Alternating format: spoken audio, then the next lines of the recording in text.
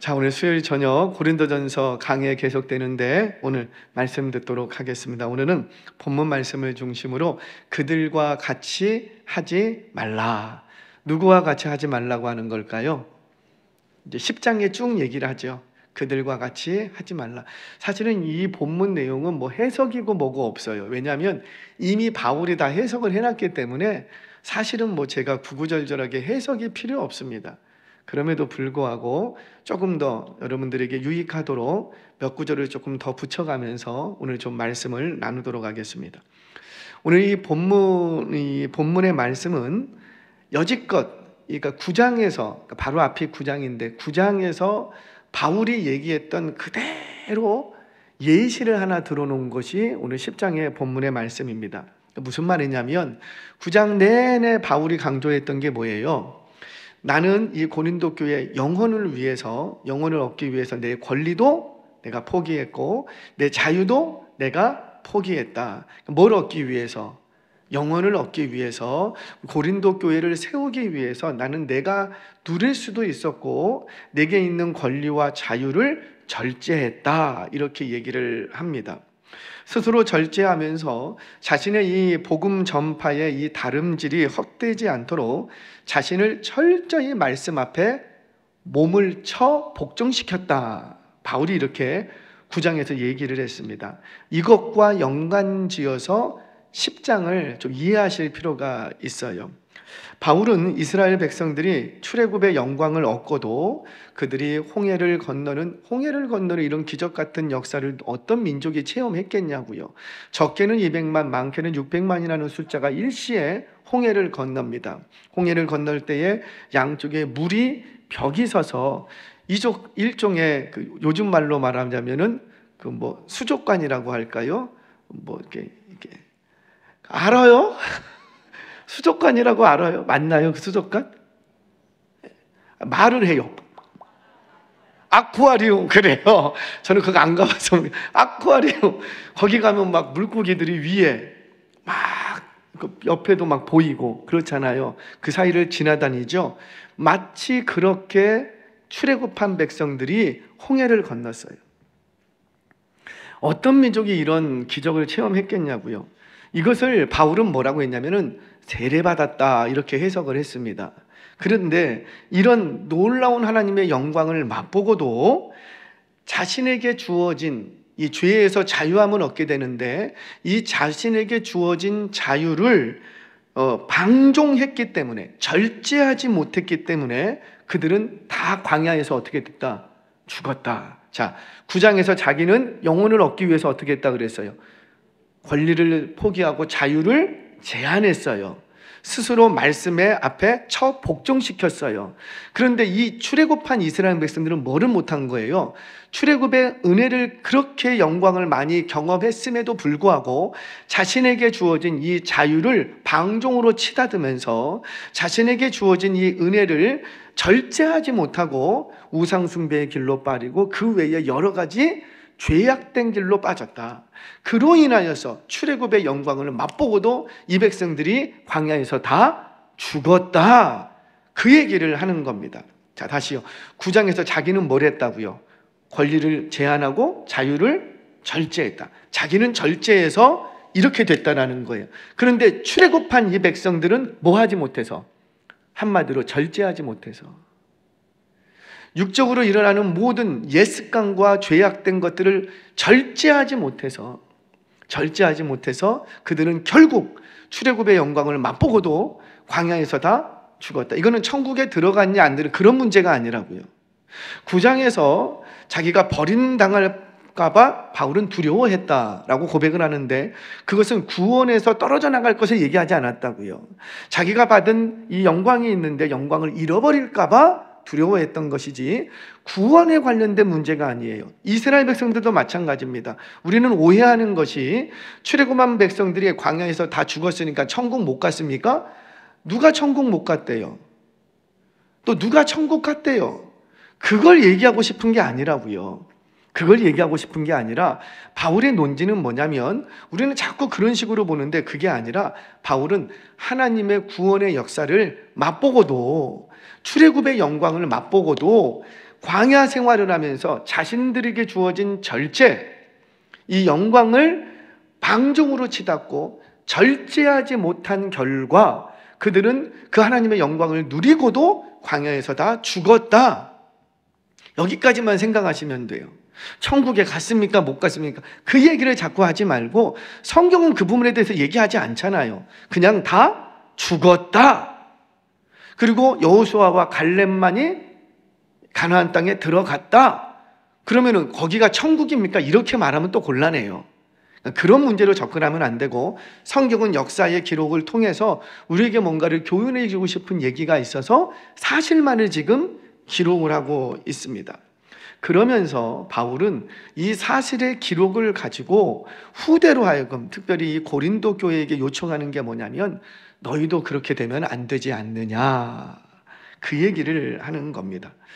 고린도 교회를 권면하면서 너희도 너희에게 주어진 복음이 전해졌는데, 복음으로 인해서 죄에서 자유함을 얻고 하나님의 백성이 되었는데, 너희도 그 너희에게 주어진 이 자유를 절제하지 못하면 너희도 이 길 가다가 이 출애굽한 광야에서 죽었던 백성들처럼 너희도 그렇게 될 것을 두려워하라. 두려워하라는 거예요. 무슨 말이냐면, 한마디로 바울의 심정이 느껴져야지 돼요. 바울의 심정이 어떤 것 같아요? 너희들 그렇게 하다간 다 죽어? 그겁니까? 아니면 제발 너희들 그렇게 하지 마, 그겁니까? 이해가 되세요? 그러니까 바울의 논지는 그거예요. 너희들 그렇게 하다 다 죽는다, 겁박하고 협박하기 위해서 기록한 게 아니라 바울의 심정을 좀 알라는 거죠. 내가 해산하에서 나온 이 고린도 교회가 차츰 다시 옛날로 돌아가면 안 된다. 그러니까 제발 너희들 그 옛날의 죄된 습관들을 끊어내고, 제발 너희들 이 광야에서 죽었던 백성들을 생각하고 제발 그렇게 하지 말자. 왜? 우리 모두 다 함께 주의 길을 복음 전파해야 되는 사명이 있는 거 다 같이 감당해야 되는데 제발 그렇게 하지 말자. 이게 바로 아비의 마음이라는 거죠. 제발 아들아, 제발 그렇게 하지 마. 제발. 아빠 보면 모르니? 아빠 그렇게 하다가 엄청 고생했잖아. 그러니까 너는 제발 그렇게 하지 마. 지금 바울의 심정이 그 심정이라고요. 그 심정을 좀 헤아리고 오늘 본문 말씀을 좀 들여다보도록 하겠습니다. 이스라엘 백성들이 왜 광야에서 그렇게 죽었는가 봤더니 크게 4가지 죄악 때문에 죽었다. 이거는 4가지 죄악의 이 죄악들을 한마디로 절제하지 못했기 때문에 이런 4가지 죄악을 저지른 거예요. 이 4가지 죄악 때문에 죽었다. 물론 그 4가지 죄악이 우리가 짓는 모든 죄악을 말하지는 않을진데, 대부분 우리가 일상 속에서 짓는 죄는 이 4가지 범주에서 다 들어가더라는 거죠. 이 4가지 범주에서 크게 벗어나지 않고 대부분은 여기에 다 걸려 넘어집니다. 아마도 고린도 교회의 죄악된 모습 중에서 여러 가지 죄악된 모습이 있을지라도 이 바울이 언급하는 4가지 죄악이 가장 대표적인 죄였던 것 같아요. 그 4가지 죄악을 말씀하시면서 그들에게 이런 일이 일어난 것은 우리의 본보기가 되고 말세에 우리를 깨우치기 위하여서 기록을 했다, 이렇게 해석을 덧붙입니다. 우리 5절 6절 말씀 같이 한번 읽겠습니다. 시작. 그러나 그들의 다수를 하나님이 기뻐하지 아니하셨으므로 그들이 광야에서 멸망을 받았느니라. 이러한 일은 우리의 본보기가 되어 우리로 하여금 그들이 악을 즐겨한 것 같이 즐겨하는 자가 되지 않게 하려 함이니. 자, 지금 5절 6절 이하 계속 바울이 이 10장에서 강조하는 하나의 단어가 있어요. 강조하는 단어. 그게 뭐냐면 그들이라는 단어예요. 지금 5절에도 그들이, 6절에도 그들이, 7절에도 그들 가운데, 8절에도 그들 중에, 9절에도 그들 가운데, 10절에도 그들 가운데, 11절에도 그들에게. 그러니까 이 바울이 얘기하고 싶은 논지가 계속해서 뭐에 초점을 맞추냐면 그들이 누구예요? 여지껏 얘기했지만 하나님의 그 찬란했던 기적과 영광을 맛보고도, 구원의 은혜를 맛보고도 옛 죄악들을 끊어내지 못한 그로 인하여서 멸망당한 그들, 하나님의 영광을 맛보지 못한 자들이 아니라 하나님의 영광을 맛보고도 그들의 이전에 즐겨하던 그 죄악들을 끊어내지 못하고 여전히 그 죄악에 심취해 있던 그들은 다 죽었다. 다 죽었다. 그러면서 바울이 하고 싶은 말은 뭐냐? 12절 같이 한번 읽겠습니다. 시작. 그런즉 선줄로 생각하는 자는, 그러면 여기서 선줄로 생각하는 자라는 건 누굴 얘기할까요? 그렇죠. 나는 하나님의 영광 맛봤으니까 나는 어떻게 살아도 나는 구원을 받아, 이렇게 생각하는 그들. 1차적으로는 고린도 교회, 너희들 그렇게 복음을 받을 때 하나님 앞에 감사하면서 주의 뜻대로 영광을 위해서 살겠다고 해놓고 나선 그것이 잠시 지나자 옛 습관들을 버리지 못하고 이교도적인 그런 어떤 사고방식과 그 문화들을 끊어내지 못하고 여전히 죄악을 즐겨하고 있는 그들, 고린도 교인들을 말했던 거죠. 오늘날 우리 가운데도 그들의 범주에 들어가는 사람들이 있을까요? 없을까요? 있어요. 없으면 좋겠지만 있다라는 겁니다. 그들이 뭐냐? 선줄로 생각. 나는 괜찮아. 나는 이제 다 됐어. 여러분, 이제 아마 이게 쭉 내년까지도 이어질 거예요. 우리가 각별히 조심해야 될 게 뭐냐면 항상 한 일에 집착하시면 안 돼요. 그것이 좋은 일이라 할지라도 내가 이전에 엄청 이런 좋은 일을 했어 라고 자꾸 과거를 되새기는 사람은 어떤 사람이냐면 나는 이 정도면 괜찮아, 그 얘기인 거예요. 반대로 내가 과거에 너무 실수를 해서 크게 우리 가정을 힘들게 했어.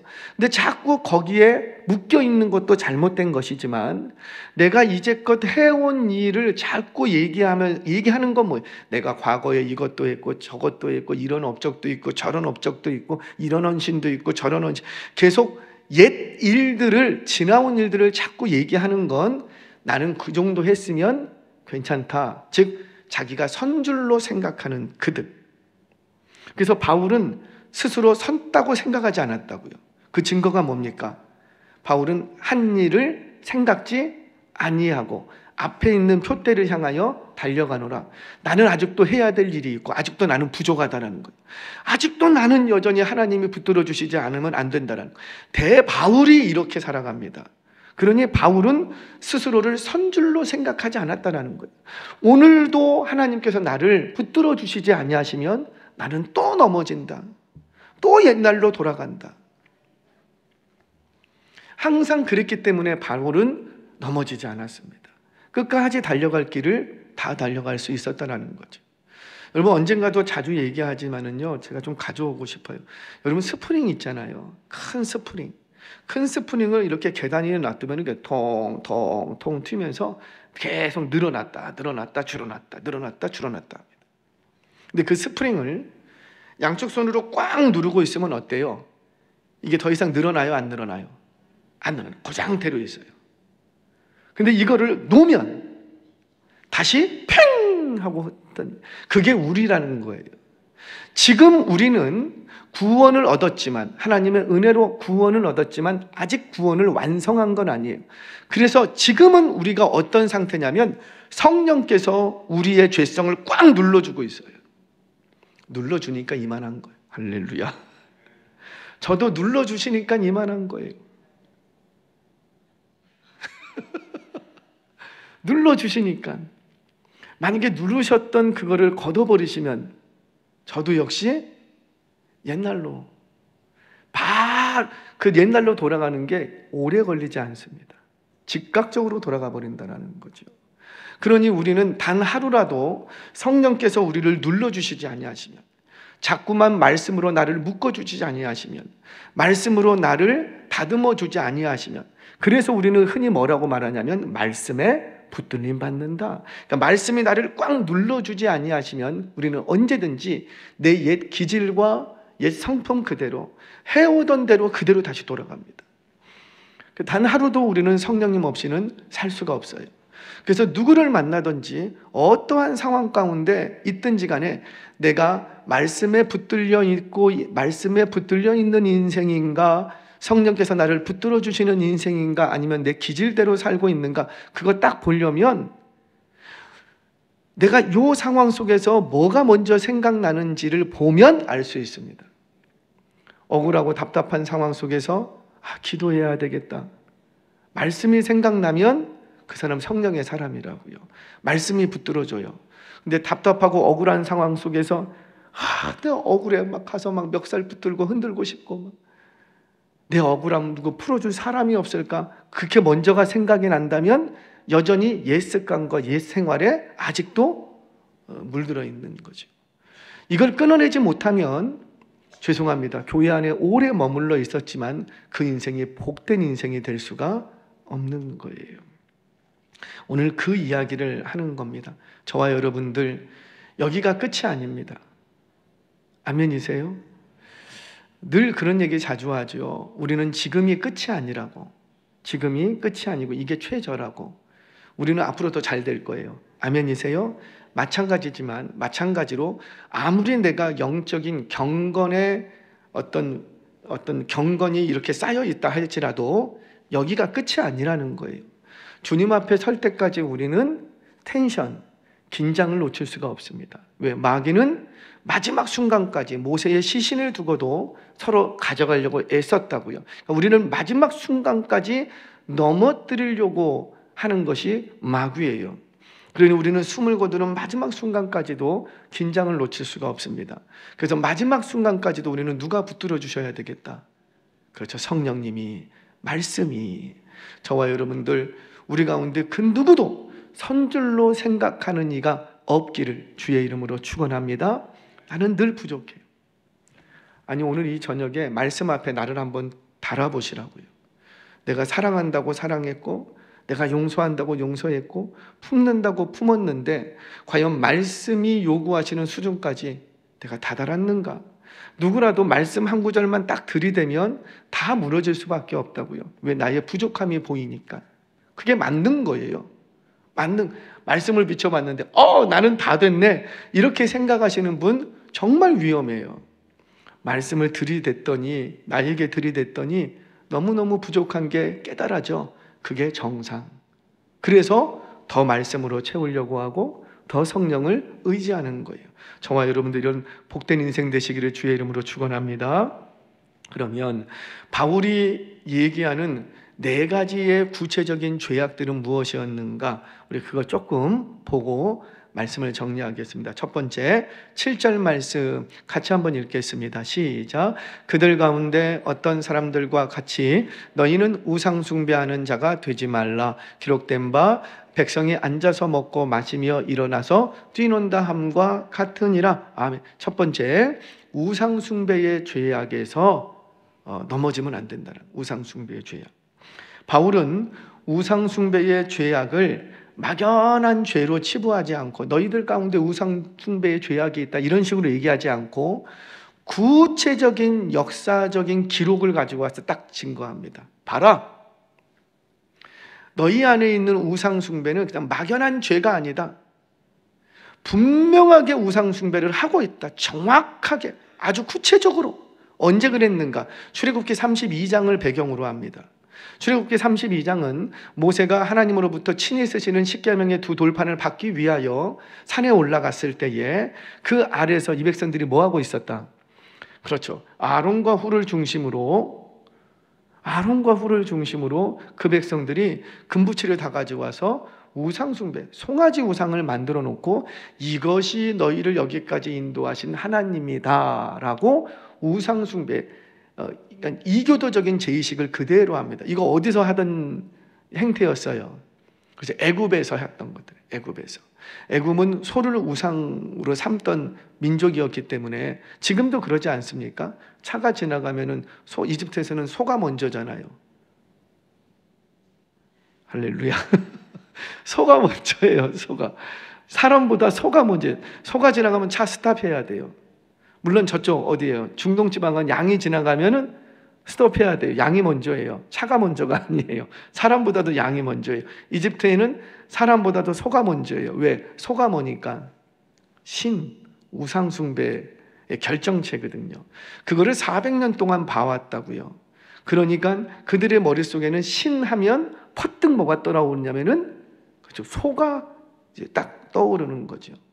그들이 모세는 하나님 앞에 말씀 받으러 올라갔는데 그 시간 동안에 이 백성들은 송아지 우상을, 소우상을 만들어 놓고 그 앞에서 먹고 마시면서 뛰놀더라. 그러니까 제의식을 했다 이거예요.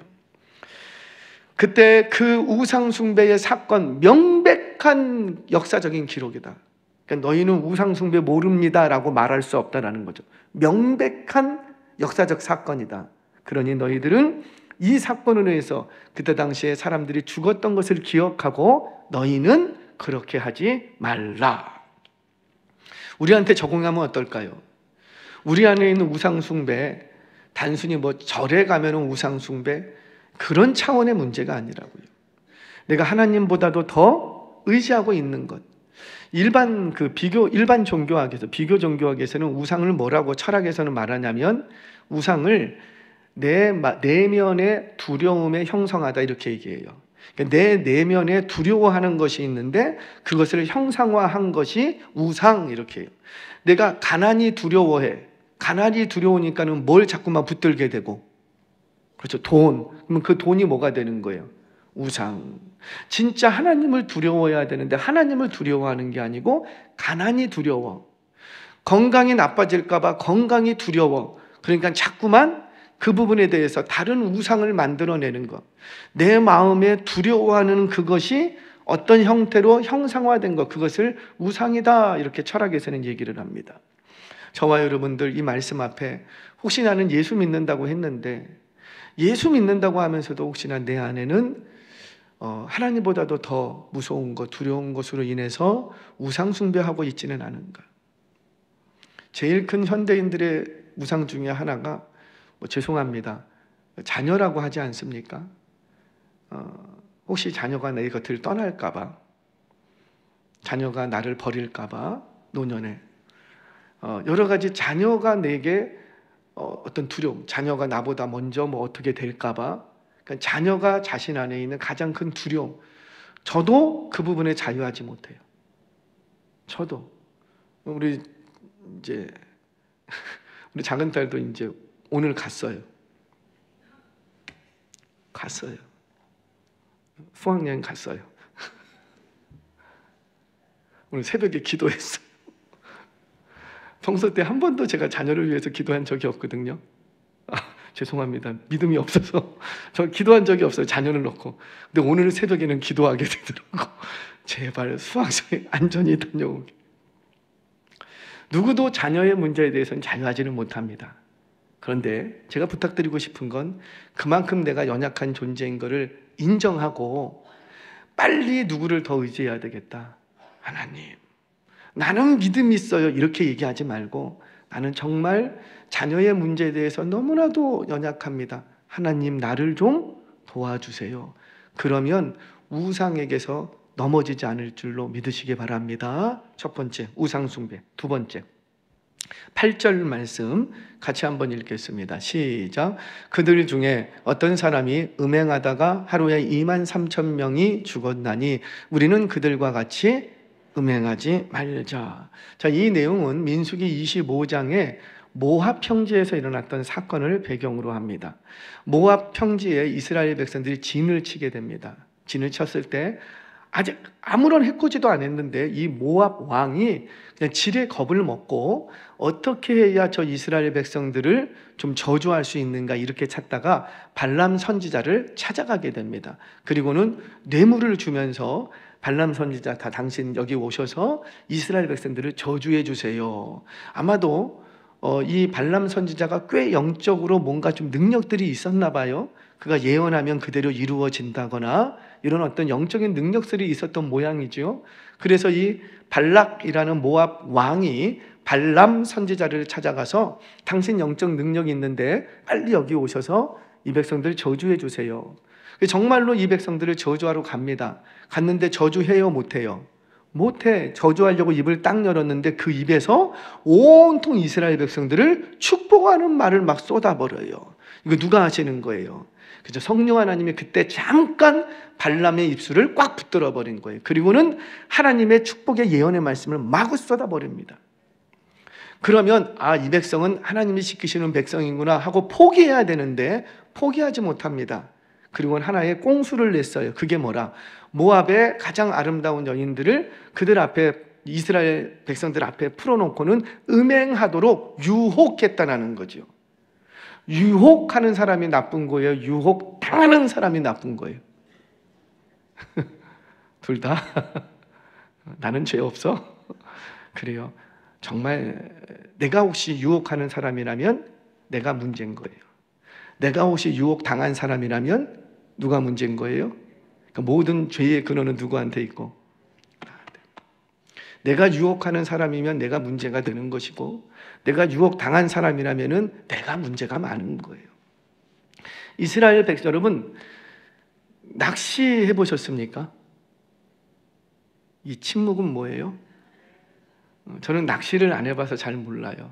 근데 낚시하면은 이렇게 손맛이 있다고 하지 않습니까? 낚시할 때 이렇게 이렇게 그 낚시한테 미끼를 이렇게 딱 걸잖아요. 근데 미끼는 그 아무거나 거는 게 아닌가 봐요. 내가 잡고 싶은 그 고기가 있으면 고기가 좀 잘 무는 것들을 종류로 해서 이렇게 찌를 해갖고 이렇게 한다고 하지 않습니까? 세상에 어쩔 때는 찌도 그런 것도 없고 그냥 뭐 철렁철렁 했는데 그냥 잡히는 경우도 있고 그러는 경우도 있나 봐요. 문제는 뭐냐면 2kg 되는 참치도, 이게 제가 이제 그 영상에서 하는 참치가 2kg 정도가 돼요. 2kg 한 마리, 굉장히 큰 참치자만 그 참치를 낚시로 잡더라고요. 야, 정말 기술이 대단해요. 낚시로 2kg가 되는 참치를 딱 낚는데 어마어마하게 커요. 근데 이 딱 낚는데 세상에나 그 조그마한 찌 있죠. 그걸로 딱 낚아요. 여러분, 유혹과 미끼라는 게 그거예요. 내가 왜 그 미끼를 물죠? 여러분, 한번 미끼에 딱 물리면 이 낚시꾼이 끄는 대로 끌려갑니다. 아무리 집채만한 큰 물고기라 할지라도 낚시꾼이 끄는 대로 끌려가게 돼요. 근데 그거 왜 물죠? 그거 좋아하기 때문에. 그러니까 마귀는 아무 걸로나 여러분들에게 미끼를 던지지 않아요. 내가 돈에 약하면 반드시 마귀는 뭘로 던질까요? 돈으로. 자녀에게 대해서 내가 유독 약하다 그러면 반드시 마귀는 뭘로 유혹할까요? 내가 음행에 대해서, 간음에 대해서, 음란에 대해서 좀 약하다 그럼 반드시 마귀는 뭘로 던질까요? 우리보다, 나 자신보다 나에 대해서 정확히 내가 뭐가 약한지 알고 있는 것이 마귀라는 거예요. 우리는 모른 척하고 싶을 뿐이죠. 모른 척하고 싶지만 마귀는 우리를 꿰뚫어보고 너가 가장 약한 곳이 무엇인가. 그래서 마귀는 활동할 때 틈을 타서 활동한다고 하지 않습니까? 그 틈이 뭐예요? 이 공동체에 어디가 틈인지 정확히 마귀는 알고 있다고요. 우리 가정의 틈이 뭔지 분명히 알고 있다고요. 여러분, 누구도 길을 가다가 큰 돌뿌리에 걸려서 넘어지는 사람 별로 없어요. 돌뿌리가 크면 클수록 사람이 어떻게 해요? 피해갑니다. 그런데 우리는 꼭 어떻게 넘어지냐면은 그냥 미끄러져서 넘어지는 거예요. 조그마한 돌 그냥 모르고 그냥 걷다가 쫙 밟아서 미끄러지고, 그래서 사람이 넘어지는 거 아니겠습니까? 마찬가지입니다.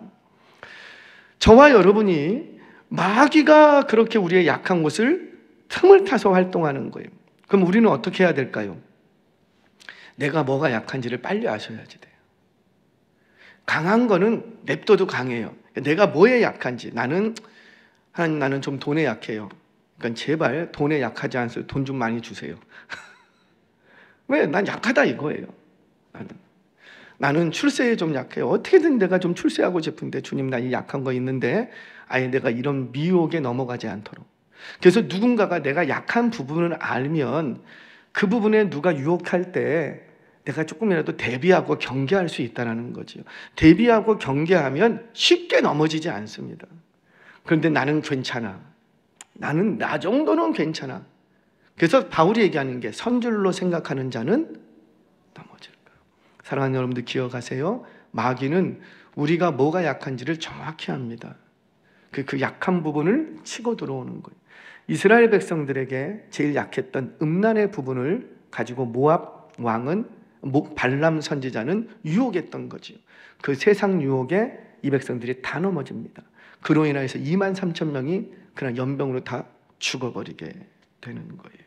저와 여러분들, 내가 세상 유혹 중에서, 내 정욕 중에서 뭐가 유독 약한지 빨리 깨닫고 인정하고 그 부분에 철저히 깨어 있어 방어해 갈 수 있는 저와 여러분 되시기를 주의 이름으로 축원합니다. 자, 세 번째, 어떤 문제 때문에 또 이 백성들이 죽었는가? 첫 번째는 뭐 때문이라? 우상 숭배. 두 번째는 음행의 문제. 세 번째는 9절 말씀 같이 한번 읽겠습니다. 시작. 그들 가운데 어떤 사람이 주를 시험하다가 뱀에게 멸망하였나니 우리는 그들과 같이 시험하지 말자. 자, 이 불뱀 사건입니다. 여러분들 잘 아시죠? 불뱀 사건인데 이 바울은 불뱀 사건을 뭐하고 연결시키냐면 주를 시험했다, 이렇게 연결시킵니다. 자, 이 사건은 민수기 21장에 드러나는 불뱀 사건이에요. 본래 이 불뱀을 하나님이 왜 보내셨냐면, 그 내용을 보면 이 백성들이 하나님이 주신 것들이 있어. 물도 주셨고 매일같이 만나도 주셨어. 그런데 이런 것들을 하찮게 여깁니다. 이제 지겹다라는 거죠. 하찮게 여기고 뭔가 자기가 먹고 싶은 것들을 못 먹은 것 때문에 이들이 원망하고 불평합니다. 그로 인해서 하나님이 뭘 보내셨다고요? 불뱀을 보내셨어요. 이 불뱀이라는 건 뭐냐면 독이 바짝 올라있는 뱀을 얘기합니다. 저는 광야를 안 나가봐서 잘 모르는데 이 광야를 여행하시는 분들은 다 똑같은 얘기예요. 광야도 다 똑같은 광야가 아니래요. 정말 뜨거운 광야가 있고 선선한 광야가 있고 살만한 광야가 있고 진짜 지독히도 빠져나오고 싶은 광야도 있고 그렇답니다. 그런데 이 불뱀 사건이 있던 곳은 이들이 구리광산이 있는 곳이 있는데 그 주변이에요. 광야 중에서도, 이스라엘 백성들이 여행했던 광야 중에서도 제일 뜨거운 곳이에요. 제일 뜨거운 곳이에요. 몸이 힘들어. 몸이 힘드니까는 이제 투정이 나오기 시작하는 거예요. 근데 투정을 뭘로 하냐면 하나님이 주신 거, 이거 하찮다고. 이전에는 이거 너무너무 감사합니다 막 그랬던 사람들이 요거 주신 거 하찮다고 하나님을 원망하고 불평합니다. 근데 이 바울이 지금 논제는 뭐냐면 원망과 불평과 연결시키는 게 아니라 주를 시험했다, 그거 시험하다가 다 죽었다, 이렇게 얘기합니다. 여러분, 주를 시험한다는 게 뭐예요? 이런 거죠. 내가 우상 숭배의 죄에 빠져 있음에도 불구하고 하나님이 이런 나를 구원하실까, 구원하지 않으실까? 여러분, 하나님이 내가 죄악을 저질렀음에도 불구하고 그거 뭐 해야 되는 거예요? 회개해야 되는 문제잖아요. 그런데 회개는커녕 우리를 하나님이 사랑하신다고 하는데 이런 죄악 중에서도 나를 용서하실까? 용서하지 않으실까? 자꾸 이런 식으로 주님을 시험하지 말라는 거예요. 자, 불뱀을 보냈습니다. 불뱀을 보내놓고 다 물려 죽어요. 그때 하나님께서 어떻게 하셨죠? 장대에 구리뱀을 달아서 빨리 들어라. 그리고 그거를 본 자들마다 어떻게 할 거다? 살리라. 근데 왜 죽었어요? 그렇죠. 안 봐서 죽은 거지 물려서 죽은 게 아니라고요. 지금 뭘 합니까? 그거 본다고 살겠어?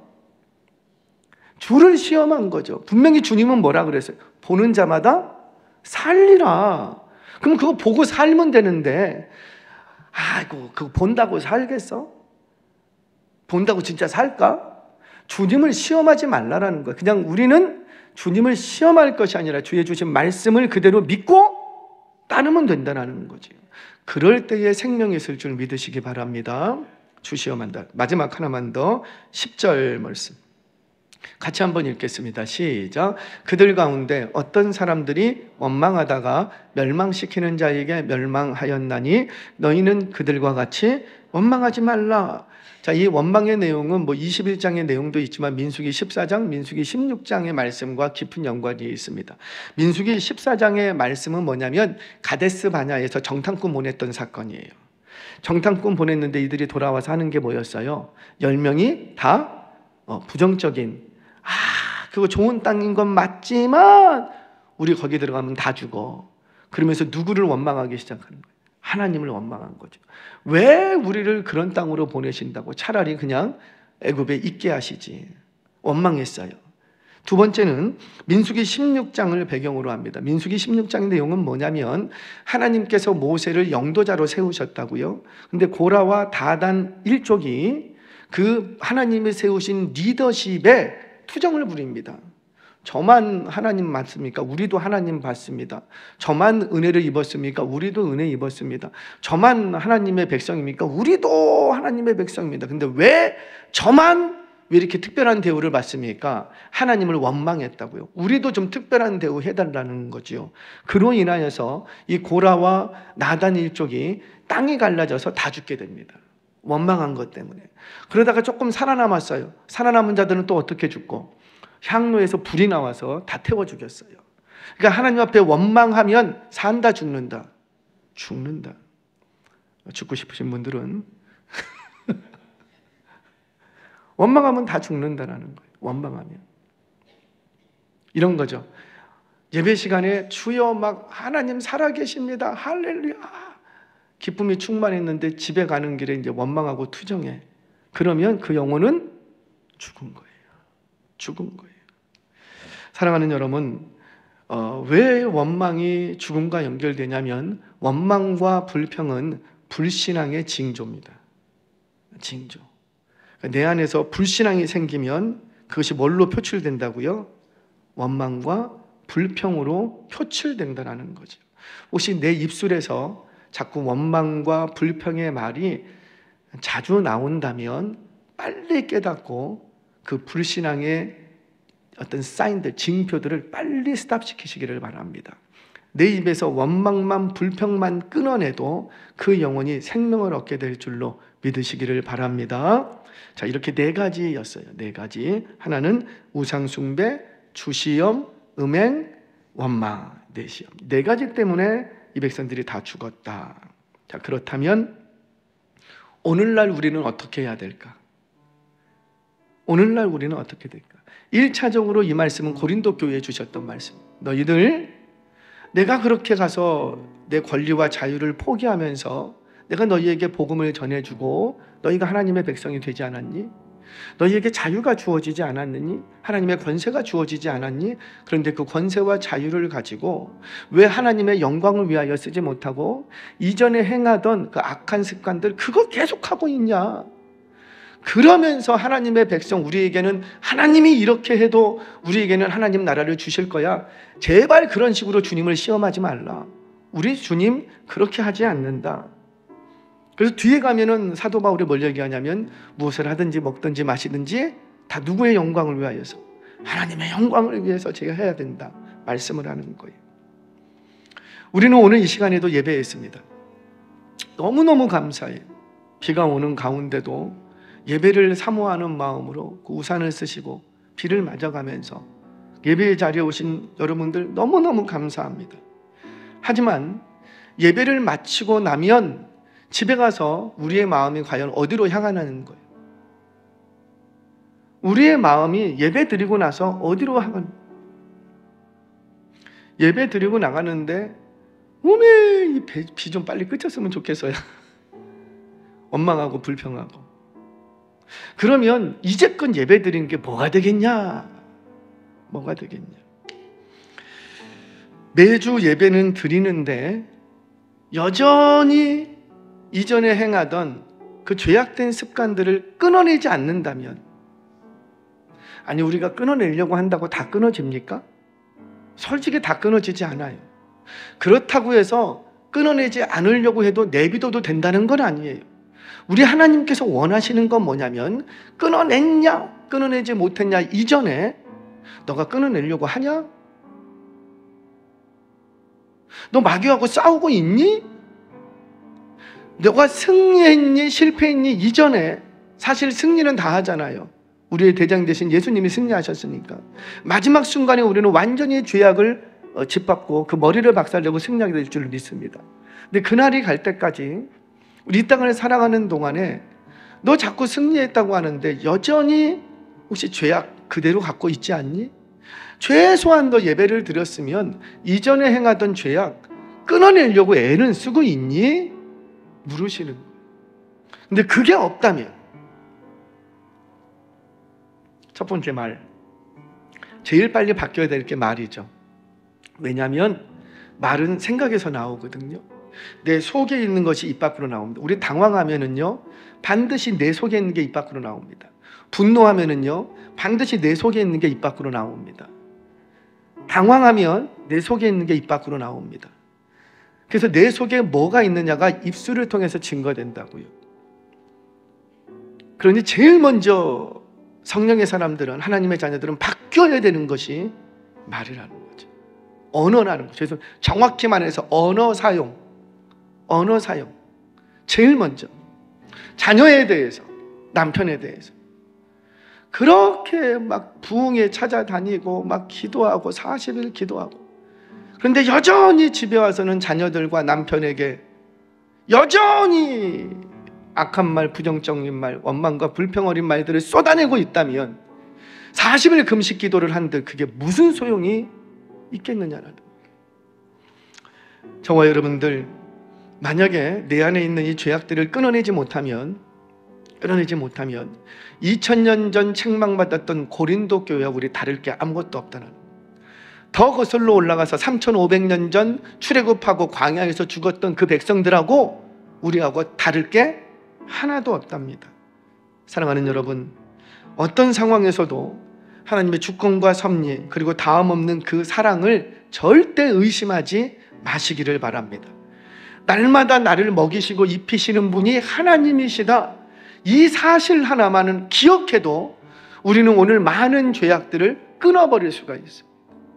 저와 여러분들, 오늘 이 말씀 앞에 혹여나 나는 우상 숭배하고 있지는 않은지, 나는 음행하고 있지는 않는지, 세상의 유혹 막 쫓아가고 있지는 않는지, 또는 나는 주님을 시험하고 있지는 않은지, 또는 내가 혹시 자주 원망의 자리에 있지는 않는지, 이 말씀 앞에 한번 돌아보시고 이런 것들이 있다면 빨리 하나씩 정리해가며 3500년 전 광야에서 죽었던 그 백성들처럼, 고린도 책망받았던 고린도 교회 교인들처럼 그들과 같이 되지 않는 저와 여러분, 우리 교회 되시기를 주의 이름으로 축원합니다.